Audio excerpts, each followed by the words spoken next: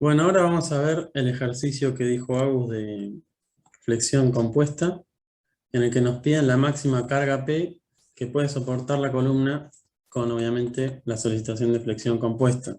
Y nos dan tres escenarios: material elastoplástico ideal, con plastificación total; material elastoplástico ideal, pero con plastificación parcial del 10% del material nada más; y elastoplástico real. Vamos a ver qué significa cada una de estas cosas. Y tenemos esta estructura, ¿no? Una barra simplemente, una barra empotrada y con un voladizo acá, una ménsula, digamos, que nos genera momento. Entonces nos dan estos datos, nos dice que la sección es rectangular con un ancho o con una altura de 80 y B es 20 y H es 80, como dice ahí, ¿no? Y bueno, obviamente las longitudes. Entonces, si esto lo copiaron, paso a la siguiente. ¿Hay alguien ahí que me diga estoy, como para saber que no la estoy dando para nadie la clase? Sí, sí, acá estoy. Ya estoy mirando. Gracias, Tomás, fiel siempre. Bueno, pasamos entonces. Y vienen más datos. Nos da ahora los datos sobre deformaciones últimas, deformaciones de fluencia y sigma de fluencia. Y con esto nosotros podríamos trazar el... Esperen, que estaba por dibujar mal. Tengo que dibujar en el PowerPoint. Nosotros podemos trazar este diagrama de deformación contra tensión, este sigma y este es epsilon, y entonces nos está diciendo, vamos primero con la parte elástica, hasta la parte elástica. Para compresión tenemos 15 megapascales, ahí tenemos la fluencia, ¿no? Y para tracción tenemos 0,5, muchísimo menos. Lo hago fuera de escala, pero una cosa así. Después, en cuanto a deformaciones, resulta que tenemos 0,15% en compresión, ponele que está por acá, y tenemos también una deformación de fluencia mucho más chica para tracción. Otra vez fuera de escala, pero bueno, por acá. 0,005. Yo hasta ahora estoy marcando dos puntos, ¿no es cierto? Que son este y este de acá. ¿Estos cómo los uno? Una recta. Con una recta que hace así. Ahora, esta recta y esta recta de acá, ¿tienen la misma pendiente? ¿Cómo lo puedo saber eso?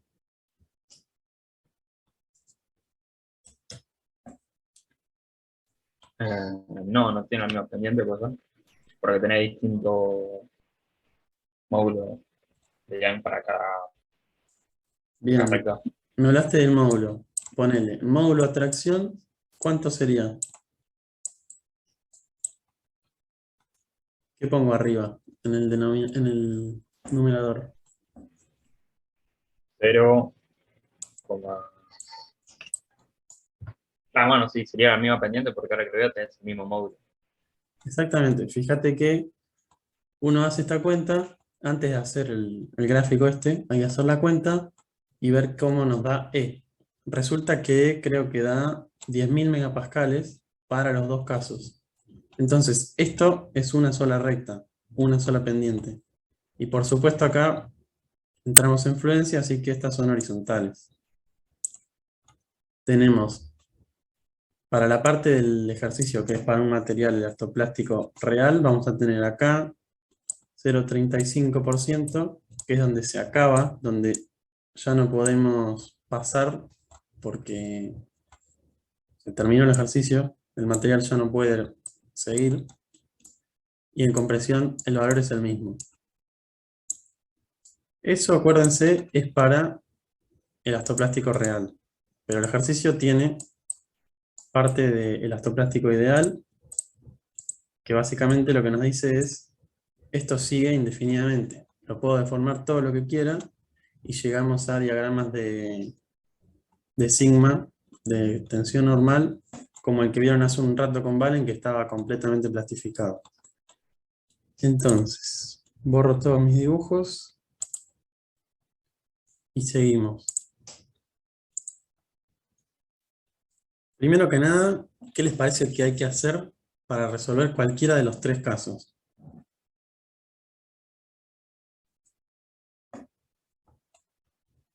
Diagrama de características. Perfecto, Fede, gracias. Casi siempre en la materia, para arrancar el ejercicio, hacemos los diagramas de características, que bueno, no tienen mucha dificultad. Acuérdense que teníamos una P acá para abajo, así que la normal de esta barra es 0, mientras que esta tiene una compresión que vale P, y el esfuerzo de flexión, el momento, tiene este es el dibujo, con acá, este valor es el mismo, vale P por esta distancia, que resulta ser L2. Y acá, bueno, es constante. Entonces, con esto en mente, pasamos a resolver cada uno de los casos.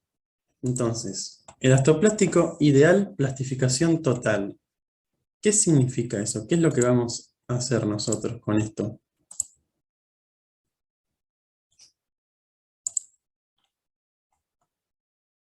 Yo tengo una sección rectangular. No, muy chiquita. No, no.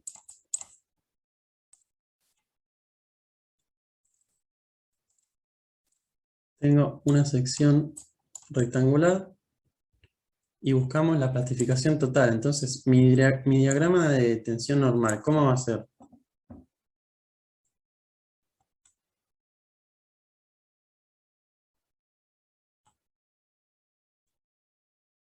Todo constante, con un salto.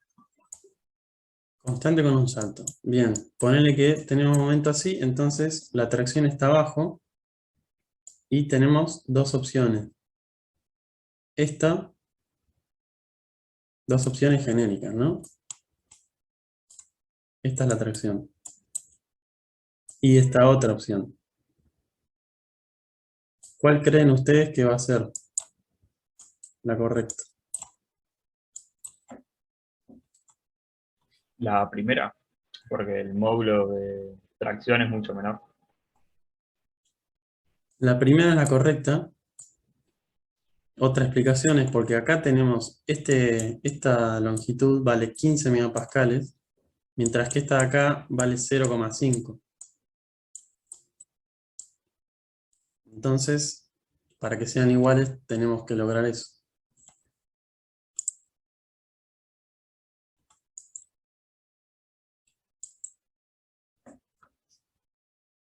Y acá nos dibujan otra vez el diagrama de tensión de formación para el ideal, que como les había dicho antes, esto está indefinido, sigue infinitamente. Entonces, planteamos ahora sí nuestro diagrama de tensión normal. Como dijeron ustedes, va a ser así, con una sección comprimida más pequeña que la traccionada para que den las cuentas. Pero bueno, no sabemos a dónde termina el eje neutro. Por eso le ponemos esta distancia X, que justamente simboliza la distancia entre la fibra superior y el eje neutro. Como no la sabemos, es una incógnita que se suma, una incógnita nueva. Y para sacarla, ¿qué es lo que vamos a hacer? Porque recuerden que se nos sumó esta incógnita, pero tampoco conocemos P. Entonces estamos medio perdidos en la neblina. ¿Qué hacemos? ¿Cómo seguimos?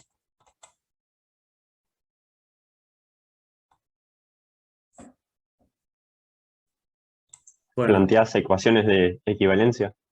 exactamente. En estos casos siempre nos salvan las ecuaciones de equivalencia.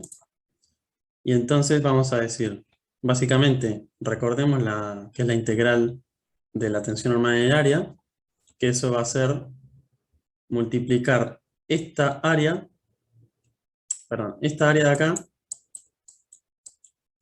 por sigma de fluencia de compresión y esta área de acá por sigma de fluencia de atracción, ¿no? Entonces, esto es lo que está hecho en este paso de acá. El área de arriba es sigma de influencia de compresión por esta distancia, que es X, por el ancho. El ancho es B. Y el otro término es la tensión de fluencia atracción por la otra parte, que la otra altura es H menos X, por B, ¿no? Entonces, acá tenemos una ecuación con dos incógnitas, porque N no sabemos cuánto vale, vale P, que no sabemos cuánto vale. Y por el otro lado, hacemos la ecuación de equivalencia del momento. Entonces, tomando momento desde la fibra inferior, la ecuación queda como sigue. Acuérdense, me paro acá y miro para allá. Voy a tomar momento desde ahí, entonces, esta parte de acá es otra vez la misma, esta parte es la misma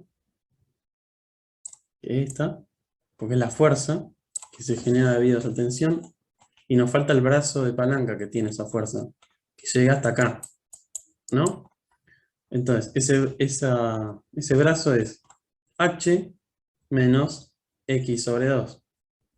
Esta parte de la materia, como dijo Agustín, no es muy difícil conceptualmente, pero se vuelve tediosa porque hay que hacer muchas cuentas y mucho tomar momentos y sacar áreas y se vuelve repetitivo.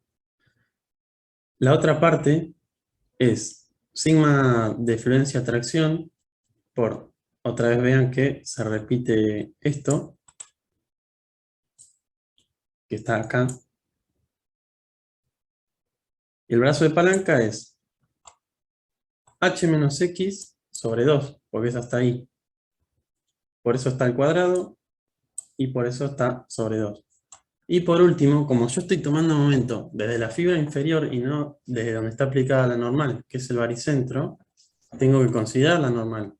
La normal era de compresión y yo estoy tomándolo desde acá, así que es entrante. Si le hago regla de la mano derecha, veo que es un momento positivo debido a la normal. Por eso está este más.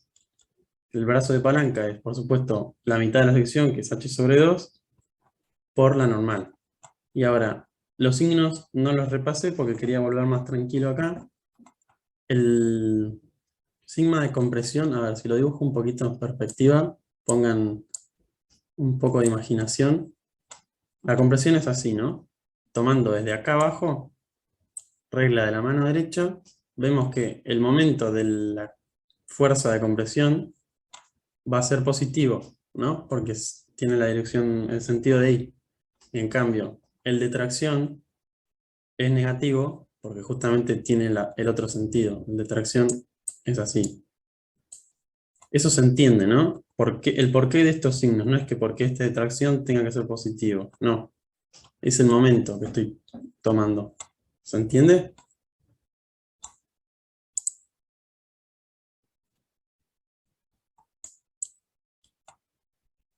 Bueno, asumo que sí. Entonces, otra opción es tomar momento desde el baricentro. Y la ventaja que tiene es que, bueno, uno se ahorra el término de la normal, pero estos términos se vuelven un poquito más complejos. Pueden elegir, es lo mismo. ¿Por qué? Es lo mismo en este caso porque simplemente se tiene una cupla. Si no se tuviera una cupla, el valor del momento no es el mismo independientemente desde el punto en que se tome. Solamente cuando se tiene una cupla. ¿Hasta acá todo bien? Sí, sí. Bárbaro. Entonces, en la siguiente diapositiva, básicamente lo que hacen son las cuentas. Habíamos dicho que teníamos la normal de un lado, que era menos P, y todo este término que recién sacamos, y el momento de un lado, que es P por L sobre 2, y todo este término que recién sacamos, con las incógnitas, que repito, eran eran XP y ninguna más. Entonces, dos ecuaciones, dos incógnitas, sale estos son los resultados que obtenemos para, entonces, un material elastoplástico ideal. P es como máximo 48,8 kN y la distancia entre la fibra superior y el eje neutro es 4,157 centímetros. Volvemos un poquito para atrás, perdón, a recordar la altura total. La altura total es 80 y el eje neutro nos queda por acá. Acá está girada obviamente la sección, ¿no? Pero el momento en I está acá. Entonces, fíjense que como habíamos dicho, el diagrama de tensiones que era así, esta es la compresión y esta es la tracción. Esta distancia de acá nos quedó re chiquita, 4,6 creo que dije, contra la altura total que es 80. Como dato de color nomás, para tener una idea. Vuelvo entonces y hacemos ahora el elastoplástico ideal, pero con plastificación parcial. Y acá ya no es tan simple, ya no es tan directo como la situación final en la que está todo plastificado. Porque cabe preguntarse, ¿dónde empieza la plastificación? ¿En la parte de abajo de la sección o en la parte de arriba? Para llegar al 10%, ¿se plastificó un 8% abajo y un 2% arriba? ¿Un 1% arriba, 9% abajo? ¿Qué les parece?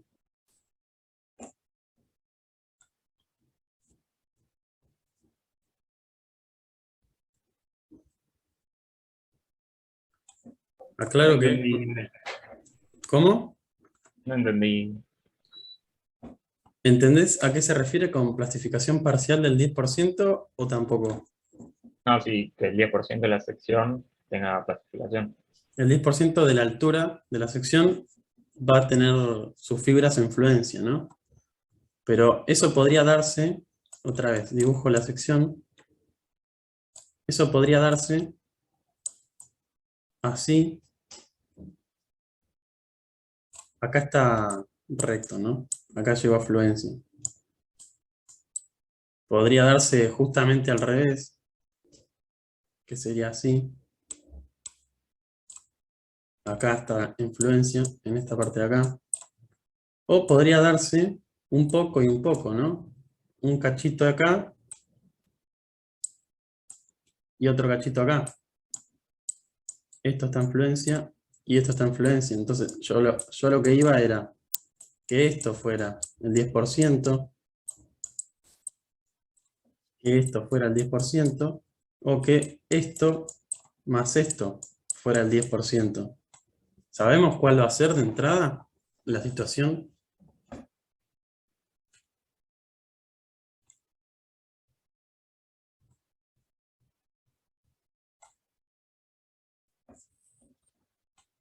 ¿No me entendiste, Tomás? Sí, Ahora sí, sí. sí. Puede ser que la primera. Puede ser que la primera. La verdad es que cuando uno empieza con estos ejercicios, la respuesta no la vas a ver de entrada. Tenemos opción 1, opción 2 y opción 3. Hay ejercicios en los cuales es muy claro cuál de las tres opciones va a ser, ¿no? Y hay otros en los cuales no. Vamos a hacer el caso general, solamente conceptualmente, en el cual no sabemos cuál va a ser de las tres opciones. Entonces lo que se hace en un caso así es, planteo la que me parece, por alguna razón, la que me parece que va a ser, ponerle la 1, y hago las cuentas. Podría llegar a pasar que X, que es la distancia entre la fibra superior y el eje neutro, me diera, por ejemplo, menos 4 centímetros. ¿Ahí qué pasó con mi hipótesis de que el escenario va a ser el caso 1? Se cayó. Entonces tengo que pasar a otra hipótesis, porque la 1 definitivamente no es. En este caso, yo por ejemplo pasaría a probar la 3, porque la 2 sería como que plastifica con presión primero, no tiene mucho sentido en este caso en particular. Entonces voy con la 3. ¿Qué pasa? La 3 me da un X, por ejemplo, de imagínense, ¿no? Acá esto no va a pasar en este ejercicio, pero de 100 centímetros. ¿Qué pasó con mi hipótesis 3? Se cayó de nuevo. ¿Por qué? Porque como máximo podía ser esta distancia x, que es 80. Entonces, la hipótesis 3 no vale, y bueno, uno va haciendo el recorrido, prueba con la 2, y la 2 le da. Si no le da es porque hizo mal las cuentas. Entonces, ese es el caso general. Pero en este caso, como dijo Tomás, su intuición le dice, para mí es la 1. ¿Por qué? Bueno, porque habíamos dicho que la tensión de fluencia a compresión es 15, mientras que la de tracción es 0,5. O sea, que tienen una relación de 30%, de 30 veces más grande una que la otra. Entonces tiene sentido. Primero, sabemos de entrada que va a empezar a plastificar la fibra inferior. Eso seguro, lo sabemos. Lo que no sabemos es si va a pasar esto de acá. Ponele, empieza a plastificar, llega a 9%, y cuando llega a 9 también empieza a plastificar lo de arriba. Pero dado que esta es tanto más grande que la de abajo, 30 veces más grande, entonces decimos, bueno, arranco con la 1 y vemos qué pasa. En este caso, termina siendo así. Termina siendo esta la hipótesis correcta. ¿Se entendió el razonamiento? Sí. Bárbaro. Entonces, lo que hacen en la diapositiva es plantear esto de acá, que es lo mismo que dijimos para nuestro caso 1. Este es el dibujo del caso 1 que estaba haciendo yo. Y tenemos acá el 10% de plastificación. Como decía, es el 10% de la altura de la sección la que está plastificada, porque la sección es simétrica en este eje. No, perdón, en este eje. Si no fuera simétrica en este eje, como la de Valen hace un rato, y fuera así, por supuesto que la plastificación del 10% no sería 0,1 de H. Porque plastificación de un porcentaje está haciendo referencia al área. O sea, el 10% del área tiene que haber plastificado. Entonces, borro de nuevo lo mío. Y tenemos que donde se llega a fluencia, el diagrama de formaciones nos dice, bueno, acá tenemos épsilon de fluencia de atracción. Este es épsilon de fluencia de atracción. Y recuerden siempre que para resolver estos ejercicios de elastoplástico, lo que pasa es, donde épsilon es mayor al épsilon de fluencia, y siempre esto va a haber que particionarlo según sea el positivo o el negativo, ¿no? Donde se cumpla esto, va a valer la ley de Hooke. Entonces podemos sacar sigma como épsilon por E. ¿Y esto qué significa? Bueno, que este tramo es una línea recta. Y en cambio, donde épsilon es mayor a épsilon de fluencia, disculpen las letras, me están saliendo cada vez peores. Y otra vez depende de si es positivo o negativo, ¿no? En estos puntos, en estas fibras, la tensión sale sin hacer cuenta. Es sigma de fluencia. Nuevamente, positivo o negativo, según corresponda. Entonces, acá tenemos, como está indicado, sigma de fluencia de atracción constante en todo este tramo, y en el resto es lineal. Entonces, ¿ahora qué hacemos? Bueno, semejanza de triángulo. Y decimos, épsilon C es a X como épsilon T, que es la de abajo, es a H menos X, ¿no? Eso es esta parte de acá. ¿Se acuerdan de semejanza de triángulo, no? Pues si no, hago un repasito corto de lo que está pasando acá. Tengo un triángulo chico que tiene un lado X, no, perdón, en este caso H menos X, y un triángulo mucho más grande que vale H, el lado. Entonces, esta de acá viene a ser epsilon T, mientras que esta de acá viene a ser epsilon x. Si yo planteo la tangente de este ángulo alfa, es opuesto sobre hipotenusa, sobre adyacente, entonces epsilon t sobre h menos x es igual a, la tangente de alfa también se puede expresar como epsilon c sobre x. Eso es lo que tenemos planteado arriba. Y nos va a ser muy útil en general en los ejercicios usar semejanza de triángulos, así que sepan hacerla bien. Y la última, esta otra parte, es para la epsilon de fluencia, que bueno, es esta distancia de acá, que es h menos x, menos esta parte de acá, que es 0,1 de h, ¿no? Entonces, sabemos, esta la sabemos, esta no la sabemos, esta no la sabemos, y esta tampoco la sabemos. Entonces tenemos dos ecuaciones, tres incógnitas. Así que borro todo y sigamos. Expresamos ahora epsilon t en función de epsilon de fluencia, de tracción, y la x.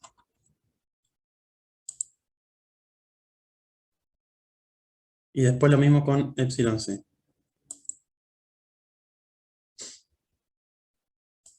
Y acá lo que hace es, bueno, pasar a sigma c usando lo de siempre de ley de Hooke. Y ahora descompone el diagrama de tensión normal en dos para simplificar las cuentas, porque acuérdense que vale superposición de efectos. Entonces, para lograr este diagrama, haciéndolo con una sumatoria de dos elementos, tenemos que uno va a ser un rectángulo. Entonces, hacemos el rectángulo y triángulo porque es más fácil, ¿no? Porque sabemos dónde está la resultante, porque sabemos cuánto vale el área, mucho más simple. Obviamente se puede hacer con este rectángulo, este triángulo y este triángulo. Pero esto es una forma de hacerlo aún más simple. Entonces lo que hicieron en la diapositiva es, primero tengo un diagrama que es constante a lo largo de toda la altura, de sigma de fluencia atracción.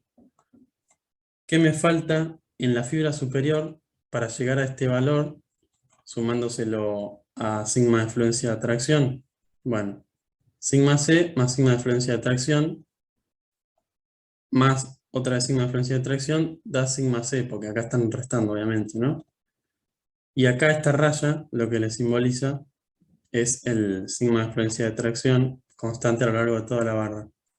Entonces, esto tiene una longitud de 0,9h, porque justo acá, justo en este punto, tenemos sigma de fluencia atracción positivo, mientras que de este lado es 0, entonces nos llega a sigma de fluencia de atracción como buscábamos.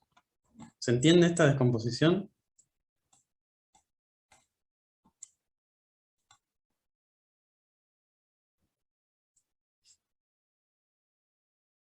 Sí. Bien, entonces ahora hacemos ecuación de equivalencia. Y bueno, esto lo paso medio rápido porque es hacer cuentas. Pero fíjense que es x por b, siempre aparece b, que es el ancho. Estoy haciendo este triángulo de acá. Y lo divide por 2 por ser un triángulo. No, pero acá al final me parece que lo hicieron para... Esta cuenta está hecha para este diagrama de acá. Al final no usaron este. Pero bueno, no sé al final para qué lo hicieron entonces. Se simplifica haciéndolo con el otro. Y acá toman el momento. Entonces después resolvemos haciendo la matemática, que tenemos dos incógnitas con dos ecuaciones, y obtenemos ahora una P de 15, cuando antes era de 48, si no me acuerdo mal. Y fíjense, X. X antes había sido 4, ahora es 44.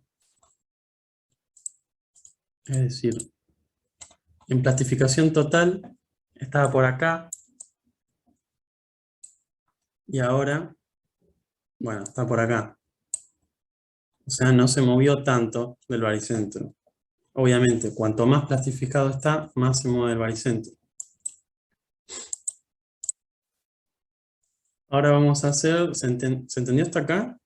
Estos valores de acá son epsilon c, que no lo sabíamos, que era el de arriba de todo, la deformación en la fibra superior, que sale de cuentas de la semejanza del triángulo que hicimos al principio, y nos da 0,082, que una buena verificación es ver que esto es menor que epsilon de fluencia a compresión, y si no hicimos mal las cuentas. Epsilon t es la deformación de la fibra inferior, que tiene que ser mayor a epsilon de fluencia a tracción, si no hicimos mal las cuentas. Y esta obviamente va a tener que ser también menor que sigma de fluencia a compresión.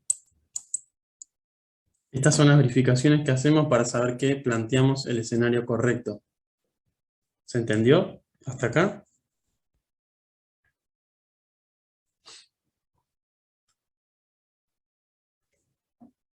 ¿Algo no se entendió? ¿Se entendió? Bastante. Genial.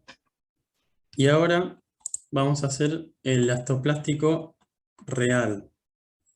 Entonces acá cambia la cosa porque no vamos a tener plastificación total. Justamente porque no le podemos permitir a nuestra sección que alcance deformaciones las que quiera, infinitas. Entonces, vamos a plantear un diagrama de tensión normal como este de acá. Y esta es nuestro valor, ¿cómo se llama? Nuestra condición de borde, digamos, que esta es nuestra deformación última a tracción. Podríamos haber puesto que esta era nuestra deformación última compresión, igual que antes. Tenemos varios escenarios para plantear, pero el más sensato es decir que se va a alcanzar primero la deformación última en la parte que está traccionada. Entonces, nuevamente, planteamos semejanza de triángulos, que creo que es la misma cuenta que antes, solo que acá esta es epsilon última a tracción, cuando antes era epsilon, creo que le llamaron tracción, nada más. Ahora sí sabemos cuánto vale esta. En vez de decirnos que plastifica el 10%, que antes ese dato entraba por acá, ahora nos dicen este dato de acá. Entonces, otra vez ponemos todo en función de los valores que conozcamos. Epsilon última la ponemos en función de epsilon de fluencia a tracción y repetimos cuentas. Este C no lo conocemos cuando antes era, perdón, cuando antes era 10%. Ahora no lo conocemos. Esta penetración de la plastificación no sabemos cuánto es, pero la podemos poner en función de X de esta forma. Y después, epsilon C, que es la deformación en la fibra superior, esta de acá, la ponemos en función de C y en función de X, y entonces sigma en C va a valer esto. Ahora hacemos otra vez esta descomposición y nuevamente ecuación de equivalencia de la normal. Entonces, integramos la tensión normal en el área y vemos que tenemos un tramo que es X por B por sigma a compresión sobre 2, es este de acá, X es esta altura hasta acá. Este triángulo es X por sigma compresión, lo multiplicamos por B para obtener el volumen de tensiones, y bueno, lo dividimos por 2 porque era un triángulo. Después tenemos este otro triángulo, que es sigma de fluencia a tracción por esta parte de acá, que no es más que esta altura. Acuérdense que h es la altura total, menos este tramo, que es x, menos c, que es la parte plastificada. Todo eso por el ancho de la sección, otra vez sobre 2 porque es un triángulo, y otra vez sumamos el término de la afluencia en tracción, que ahora es un rectángulo, así que simplemente c por b. La ecuación de equivalencia del momento es esta de acá, ahora está tomada del baricentro, y entonces otra vez llegamos a la parte de las cuentas. Sabemos que la normal es menos p, que el momento es p por l sobre 2, y bueno, despejamos de estos choclos horribles p y x. Cada vez se fueron poniendo peores los choclos. Ahora p es 42, cuando el máximo que obtuvimos fue 48, y creo que el del anterior era 8 o algo por el estilo. Y x es 14. Entonces fíjense una cosa. El caso ideal, que como todo lo ideal es irreal, nos daba una P máxima de 48 kN.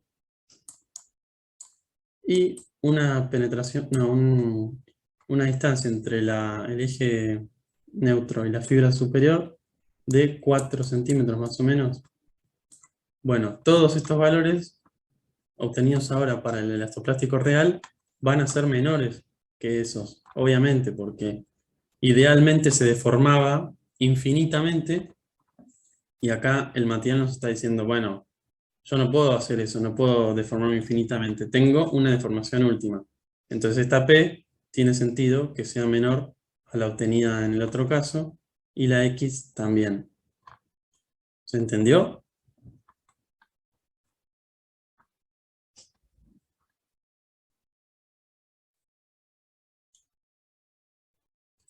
Sí. Bueno, sé que fui medio rápido.